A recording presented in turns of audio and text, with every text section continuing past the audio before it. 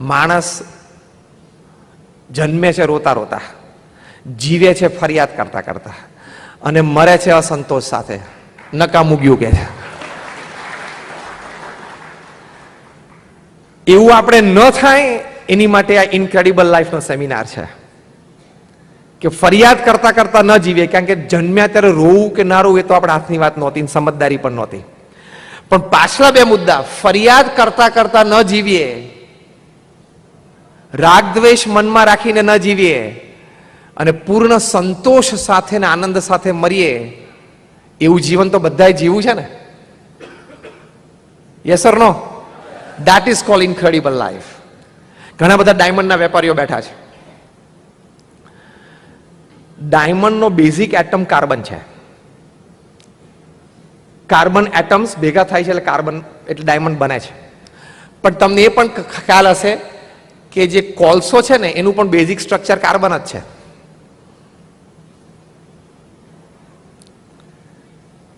Basic structure સરખું છે એટલે કે બેઝિક એટમ્સ સરખા છે, છતાં કોક કોલસો બની ગયું અને કોક હીરો બની ગયું. કોકની લાઈફ ફિઝુલ ગઈ અને કોકની લાઈફ ઇનક્રેડિબલ થઈ ગઈ. બધાને ભગવાને સરખું જીવન આપેલું, બુદ્ધિ, શક્તિ, આવડત, હોશિયારી કેળવી શકાય છે. એનું કારણ શું? એ કાર્બન એટમ્સ જ્યારે હેફેઝાર્ડ ગોઠવાયેલો ને ગમે તેમ, જીવનમાં કોઈ નીતિ નિયમ ધોરણ લાગણી ભાવના પવિત્રતા કશું જ ના હોય, એટલે હેફેઝાર્ડ કાર્બન એટમ ગોઠવાયા હોય ને એટલે કોલસો બને. એમાં અંદર કાર્બન સ્ટ્રક્ચર ઠેકાણા વગરનું હોય. એ હેક્ઝાગોનલ સ્ટ્રક્ચરમાં ગોઠવાય ને, જે સાયન્સ ભણેલા છે ને ખબર હશે, it's a benzene ring, hexagonal structure. તો હેક્ઝાગોનલ સ્ટ્રક્ચરમાં ગોઠવાય ને ત્યારે ગ્રેફાઇટ બને, લેડ, પીબી, કેમિકલ નેમ અને પેન્સિલમાં બધે વપરાય, થોડી કિંમત વધે એની. એના એ જ કાર્બન એટમ જ્યારે ટેટ્રાહેડ્રલ સ્ટ્રક્ચરમાં ગોઠવાય ને ત્યારે એ ડાયમંડ બની જાય. એમ ભગવાને આપણને બધાને 70-80 વર્ષનું જીવન આપ્યું છે. કાર્બન એટમ્સ આપણા હેફેઝાર્ડ ગોઠવવા, હેક્ઝાગોનલ ગોઠવવા કે ટેટ્રાહેડ્રલ ગોઠવવા એ આપણા હાથની વાત હોય છે. It is in your hands to make your life incredible.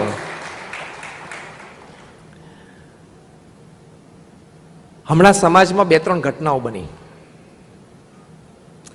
એની પરથી લોકો જીવનને શું માને છે, જીવનને કઈ દ્રષ્ટિકોણથી જોવે છે અને કેવું જીવન જીવે છે. સારો વર્ગ, ભણેલો વર્ગ હોય, upper crust of the society, 12,000 કરોડનું એમ્પાયર સ્થાપનાર વ્યક્તિ અત્યારે મુંબઈમાં ભાડે 2 BHK ફ્લેટમાં એના દીકરા એને મૂકી દીધો. ખ્યાલ આવી ગયો? એમના બ્રાન્ડ નેમની નીચે લખાતું હતું the complete man. He did not become complete. બન્યું ને? બીજો પ્રસંગ, IAS officer at the age of 35 એને સુસાઇડ કર્યો. એ પ્રસંગ પણ તમે સાંભળ્યો હશો. ત્રીજો પ્રસંગ, મુંબઈમાં એક 65-70 યર ઓલ્ડની લેડી એકલા રહેતા હતા ફ્લેટમાં, એ મૃત્યુ પામ્યા. 1 વર્ષ પછી ખબર પડી કે અંદર તો એનું બોડી સાવ સ્કીની થઈ ગયું હતું, કારણ કે સાઉન્ડ પ્રૂફ બેડરૂમમાં અંદર હતા એટલે ખબર નહીં, ગંધ આજુબાજુવાળાને નહીં આવી હોય અથવા 1-2 ફ્લેટ ખાલી હશે આજુબાજુ. ત્યાં સુધી 1 વર્ષ પછી એનો દીકરો અમેરિકાથી અહીં આવ્યો ત્યારે ખબર પડી કે મમ્મી તો 1 વર્ષ પહેલા મૃત્યુ પામી છે. Is this life? Is this your money? Is this your status? Is this your fame? Is this your business? Is this your education? Is this your modernity?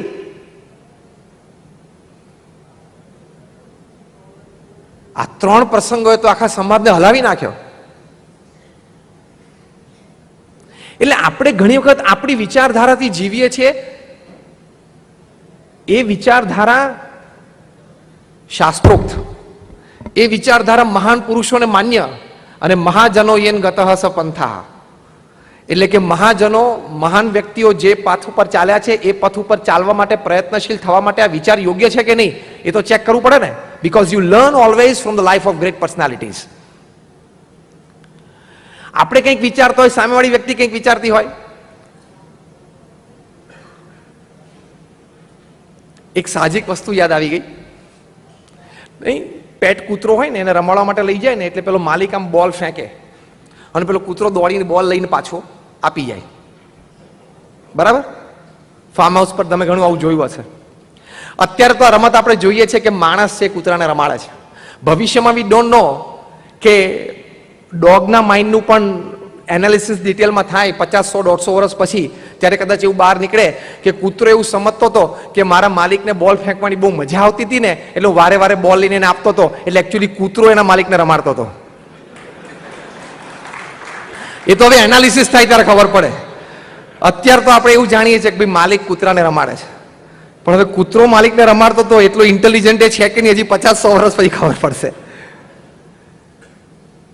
Different angles, different view points, એટલે જીવન જીવવાની દિશા મળતી નથી આપણને. અને વ્યાખ્યાઓ બદલાતી રહે, સમજદારી બદલાતી રહે, એટલે ઇનક્રેડિબલ લાઈફ સુધી આપણે પહોંચી નથી શકતા. જો પહેલાના જમાનામાં ગામડામાં લોકો પાસે બળદગાડા અને ઘોડા હતા, એમાં જો કોકની પાસે ગાડી હોય ને તો એ પૈસા વાળો કહેવાતો. આજે રિવર્સ, શહેરમાં બધા પાસે ગાડી છે, એમાં જો કોકની પાસે ઘોડો હોય ને તો એ પૈસા વાળો કહેવાય. યસ ઓર નો? વ્યાખ્યા બદલી ગઈ ને? એ વ્યાખ્યા બદલી ગઈ. આ બદલાતી રહે છે. આવા બધા વિચારોના ઘમસાણો વચ્ચે આપણને ઇનક્રેડિબલ લાઈફની દિશા જ મળતી નથી. અને દિશા જ ના મળે તો પછી શું કરવાનું? તો ઇનક્રેડિબલ લાઈફ જીવવા માટે આવા મહાપુરુષોના જીવનમાંથી શીખ રૂપે the first and the foremost point, પહેલી અગત્યની વાત છે, આપણી તમામ જવાબદારીઓ નિષ્ઠાપૂર્વક આપણે બજાવવી જોઈએ. આ ઇનક્રેડિબલ લાઈફનો પહેલો મુદ્દો યાદ રાખજો. આપણી તમામ જવાબદારીઓ આપણે નિષ્ઠાપૂર્વક બરોબર બજાવવી જોઈએ. Every problem has a solution. દુનિયામાં કોઈ તાળું એવું બન્યું નથી કે જેની ચાવી ના હોય. તાળું બને સાથે ચાવી બને. એ જવાબદારીઓનું જ્યારે વહન કરતા હોઈએ ત્યારે એ સમજવાનું કે ગમે તે પ્રશ્નનું સમાધાન ચોક્કસ છે. અંગ્રેજીમાં એક કહેવત છે, if you replace W with T, there is all solutions. તમે કહો વોટ તો આગળ W ને બદલે T મૂકી દેવાનો, ધેટ. શું તો કે એ. તમે કહો વેન, ક્યારે, તો W કાઢીને T મૂકી દેવાનો, ધેન, ત્યારે.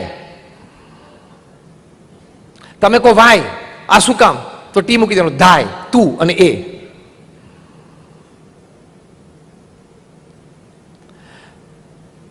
Every problem has a solution. દરેક પ્રશ્નનું એક સમાધાન છે જ. એ સમાધાન આપણે દ્રષ્ટિ સમક્ષ રાખીએ તો વ્યવહારિક સાંસારિક બધા પ્રશ્નોનું સમાધાન એમાં રહેલું છે, એ નિશ્ચિત છે. 5 રીતે સમાધાન કોઈ પણ વ્યવહારિક કે સાંસારિક પ્રશ્નનું આવે. પહેલો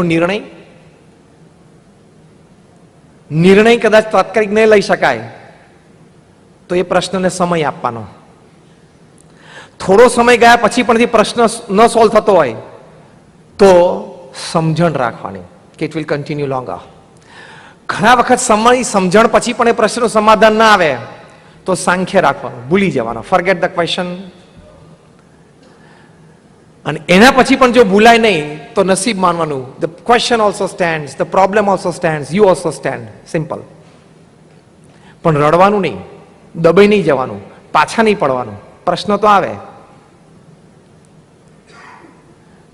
તો નિર્ણય લઈ લેવાનો, નિર્ણયથી ના પતે તો સમય આપવાનો, સમયથી ના પતે તો સમજણ રાખવાની, સમજણથી ના પતે તો સાંખ્ય કરવાનું, સાંખ્યથી ના પતે તો નસીબ સમજીને ચલાવી લેવાનું. બીજું શું છે? As simple as that. Either solve your problem, either live it or live with it. Simple.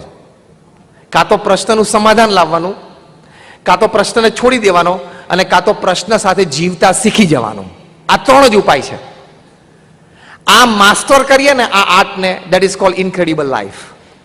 Either solve your problem or leave your problem or live with your problem. Simple. આને incredible life કહેવાય.